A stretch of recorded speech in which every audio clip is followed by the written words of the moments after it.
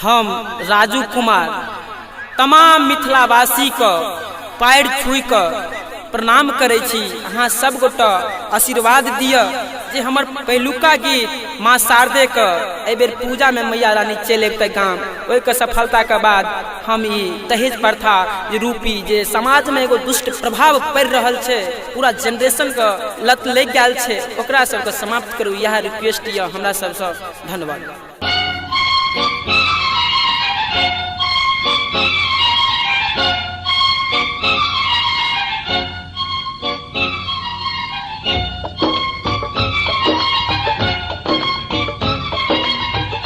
अखन अपने सब सुन रहल छी धीरज ध्यानी यूट्यूब चैनल के माध्यम से शानदार प्रस्तुति।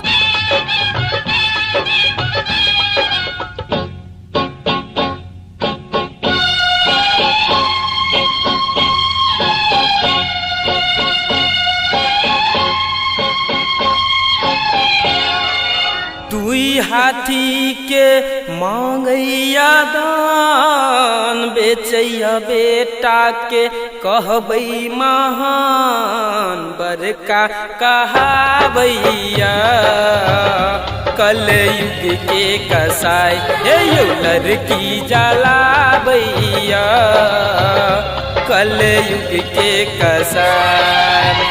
दुई हाथी के मांगैया दान, बेचैया बेटा के कहबै महान, बड़का कहावैया कलयुग के कसाई, हे यौ लड़की जलावैया कलयुग के कसाई।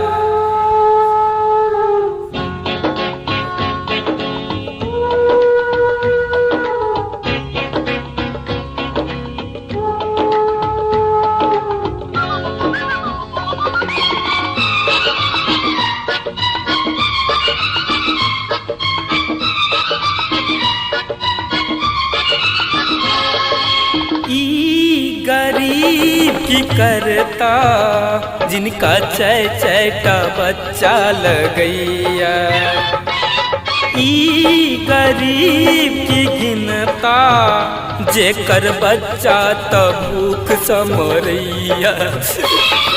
लेन देन में किछु गड़बड़ भेल, लड़की के जलावैया कलयुग के कसाई, हे यौ बड़का कहावैया कलयुग के कसाई।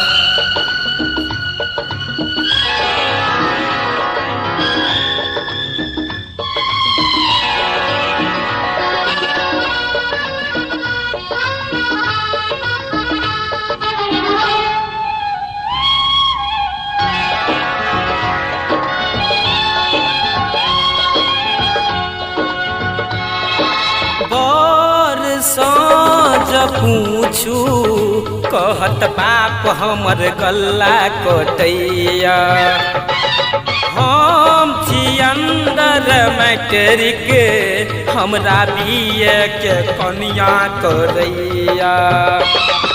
लेन देन में किछु गड़बड़ भेल, लड़की के जलावैया कलयुग के कसाई, हे यौ बड़का कहावैया कलयुग के कसाई।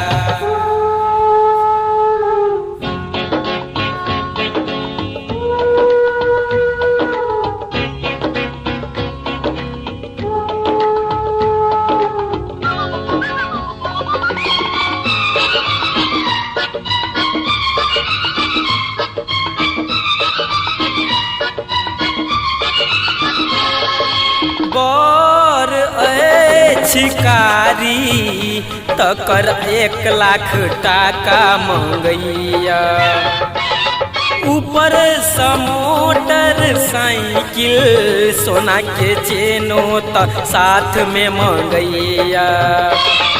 लेन देन में किछु गड़बड़ भेल, लड़की के जलाबैया कलयुग के कसाई गयो पर का कहबैया कलयुग के कसाई।